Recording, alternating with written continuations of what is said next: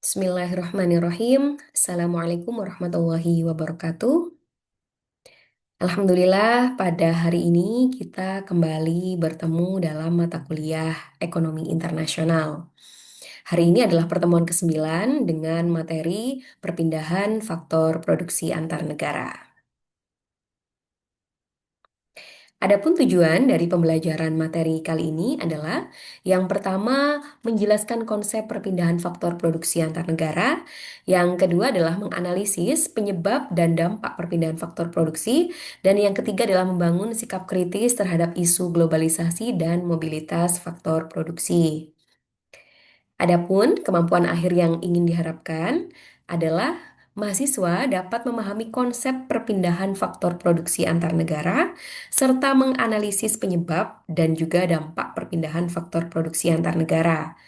Kemudian, indikator ketercapaian yang pertama adalah mahasiswa dapat menjelaskan konsep perpindahan faktor produksi antar negara. Yang kedua, mahasiswa dapat menganalisis penyebab dan dampak perpindahan faktor produksi. Dan yang ketiga adalah membangun sikap kritis terhadap isu globalisasi dan mobilitas faktor produksi. Sebelum saya masuk ke materi perpindahan faktor produksi antar negara, saya yakin teman-teman semua masih ingat ya apa itu faktor produksi.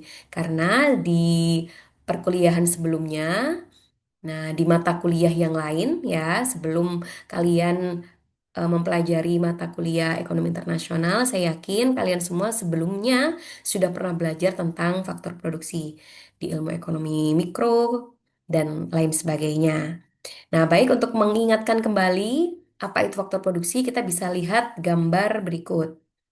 Nah, ini, apakah gambar ini bagian dari faktor produksi? Ya, ini adalah gambar buruh ya, ada buruh di sebuah perusahaan. Kemudian, nah, sekarang kita masuk ke pengertian faktor produksi untuk mengecek ya, apakah gambar tadi itu adalah bagian dari faktor produksi. Baik, kita lihat faktor produksi adalah segala sesuatu yang digunakan dalam proses produksi untuk menghasilkan barang dan juga jasa. Dalam ilmu ekonomi, faktor produksi merupakan komponen dasar yang dibutuhkan dalam setiap aktivitas ekonomi, baik dalam sektor pertanian, industri, maupun jasa. Nah, di selanjutnya ini ada pengertian faktor produksi dari dua ahli. Yang pertama, menurut Sadono Sukirno menyatakan bahwasanya faktor produksi adalah segala sesuatu yang digunakan untuk memproduksi barang dan jasa yang dibutuhkan manusia. Kemudian, yang selanjutnya menyatakan bahwa faktor produksi adalah input yang digunakan oleh perusahaan untuk menghasilkan output barang dan jasa. Nah, dari pengertian faktor produksi ini bisa kita ambil kesimpulan bahwasanya seorang atau buruh tadi ya, atau tenaga pekerja yang ada di perusahaan di gambar sebelumnya ini adalah bagian dari faktor produksi. Baik, selanjutnya kita akan membahas materi terkait dengan ragam faktor produksi. Jadi ada berapa faktor produksi itu yang harus kita ketahui. Yang pertama adalah faktor produksi yang berupa sumber daya alam. Nah, jadi faktor produksi yang berupa sumber daya alam ini adalah semua sumber daya alam yang tersedia secara alamiah dan digunakan dalam proses produksi. Nah, bisa termasuk lahan pertanian, hutan, tambang, kemudian air, udara, dan juga energi matahari. Jadi, sumber daya alam yang saya sebutkan barusan itu adalah bagian dari faktor produksi, yang mana tidak dapat diproduksi manusia dan jumlahnya terbatas. Kemudian yang kedua adalah faktor produksi berupa tenaga kerja. Nah, seperti yang ada di contoh gambar di depan tadi, yaitu adalah bentuk usaha fisik maupun mental yang dilakukan manusia dalam rangka menghasilkan barang dan jasa. Nah, untuk tenaga kerja ini dibedakan menjadi tiga jenis. Ada tenaga kerja terdidik, terampil ya, tenaga kerja terdidik, tenaga kerja terampil, dan juga tenaga kerja tidak terdidik. Nah, seperti apa tenaga kerja terdidik itu? Jadi, kerja terdidik itu adalah tenaga kerja yang mana mereka punya keahlian tertentu. Di sini dicontohkan adalah guru, dokter, dan juga insinyur. Kemudian, yang kedua adalah tenaga kerja terampil. Nah, apa bedanya yang terdidik dengan terampil? Nah, jika tenaga kerja terdidik, seperti guru, dokter, dan insinyur itu adalah tenaga kerja yang mereka sudah pernah mendapatkan pendidikan sehingga bisa mendapatkan gelar tertentu tadi. Nah, kemudian ketika perbedaannya dengan tenaga kerja terampil adalah tenaga kerja terampil ini biasanya pendidikannya lebih singkat ya, biasanya ada pelatihan dan lain sebagainya.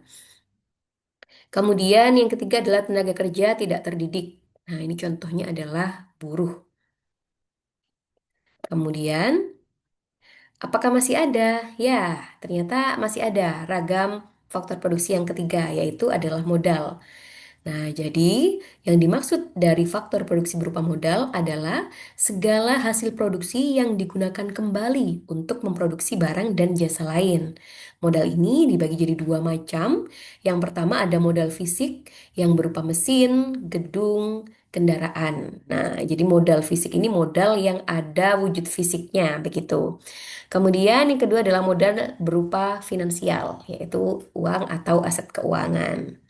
Kemudian yang keempat, nah ragam dari faktor produksi adalah teknologi. Jadi ada beberapa referensi yang menyatakan berbeda ya. Ada juga yang memasukkan kewirausahaan terhadap ragam faktor produksi karena berupa keahlian. Kemudian ada juga yang memasukkan teknologi dalam faktor produksi karena ini adalah salah satu hal yang sangat penting dalam rangka menciptakan barang dan jasa, walaupun tidak eh, secara langsung menciptakan barang dan jasa, namun teknologi yang digunakan itu bisa mengefisiensi produktivitas dari proses produksi tadi.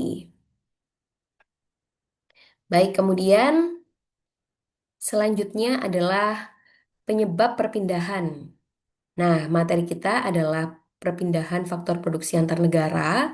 Jadi, mengapa faktor produksi di sebuah negara itu eh, mereka bisa berpindah dari satu negara ke negara yang lain? Nah, itu ada beberapa penyebab. Yang pertama adalah karena perbedaan upah dan juga biaya produksi. Yang kedua adalah ketimpangan modal antar negara. Yang ketiga adalah insentif pajak dan kebijakan pro investor. Kemudian yang keempat adalah globalisasi dan keterbukaan.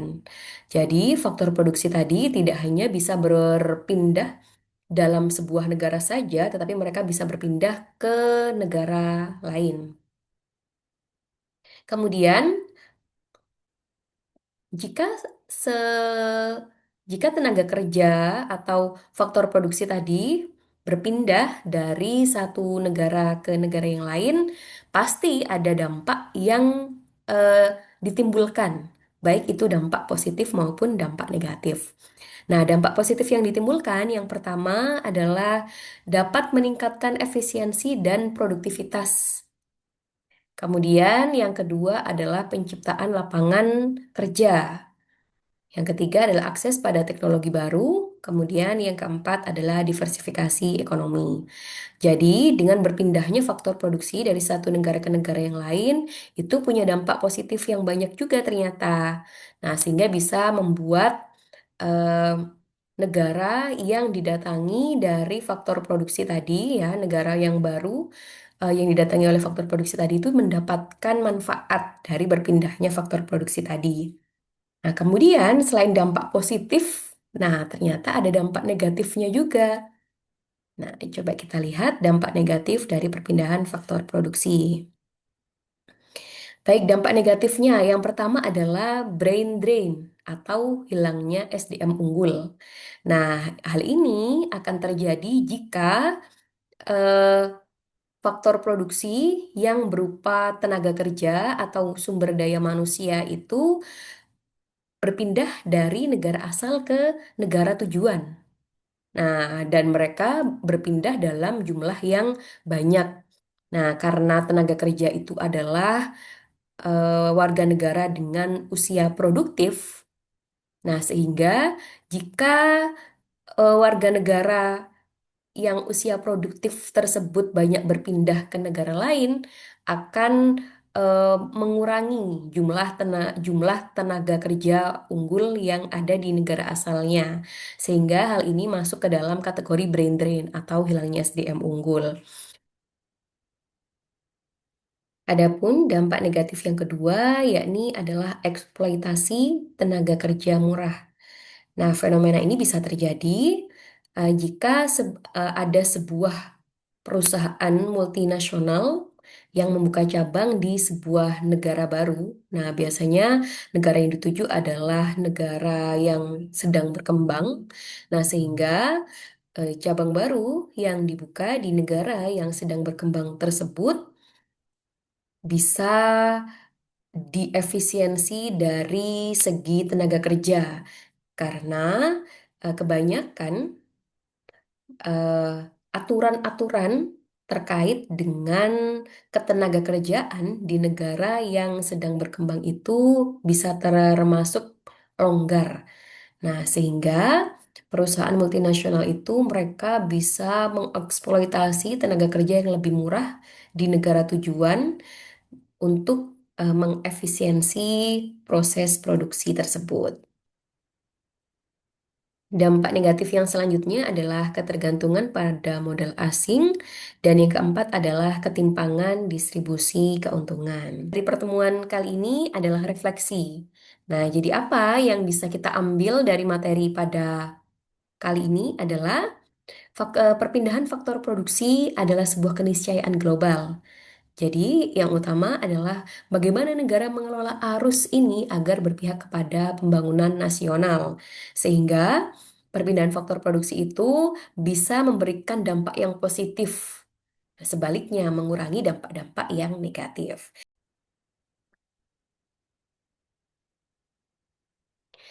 Untuk memperdalam pemahaman terkait dengan materi perpindahan faktor produksi.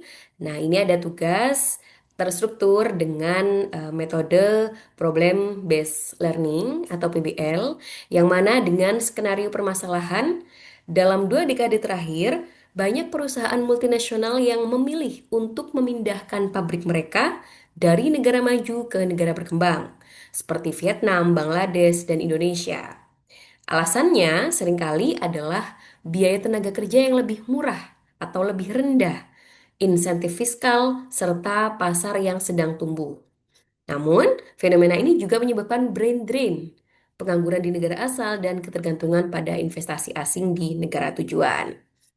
Nah, dari skenario masalah tersebut, diharapkan nanti mahasiswa mampu menganalisis penyebab dan dampak perpindahan faktor produksi antar negara. Kedua, menilai strategi negara dalam menarik atau mempertahankan faktor produksi. Dan yang ketiga adalah mengembangkan solusi berbasis kebijakan atas masalah ketimpangan mobilitas dan faktor produksi. Nah, tugas seperti apa yang harus dibuat? Yakni yang pertama, mahasiswa memilih salah satu kasus nyata, nah, yang terjadi di akhir-akhir ini. Contoh, perpindahan pabrik Apple ke India, atau tenaga kerja migran ke Timur Tengah, atau juga investasi Cina di Afrika, atau boleh yang lain. Kemudian, apa saja yang dibahas? Yang pertama adalah faktor penyebab perpindahan faktor produksi tersebut. Kemudian, dampak ekonomi, sosial, dan politik bagi negara asal dan juga negara tujuan. Yang selanjutnya adalah tinjauan dari teori ekonomi internasional yang relevan dengan permasalahan tadi. Yang keempat adalah peran pemerintah, institusi internasional, atau organisasi masyarakat dalam fenomena ini. Nah, yang terakhir adalah rekomendasi kebijakan yang realistis menurut kalian untuk meningkatkan manfaat dan mengurangi kerugian dari perpindahan faktor produksi tersebut. Nah, hasil tugas tadi dibuat dalam bentuk makalah ya dengan halaman maksimal 10 termasuk dengan keseluruhan. Kemudian juga membuat slide presentasi maksimal 10 slide, dan disajikan dalam diskusi kelas minggu depan. Baik, demikian pertemuan kita pada hari ini. Semoga menjadi ilmu yang bermanfaat. Kita bertemu lagi di pertemuan selanjutnya. Sekian, wassalamualaikum warahmatullahi wabarakatuh.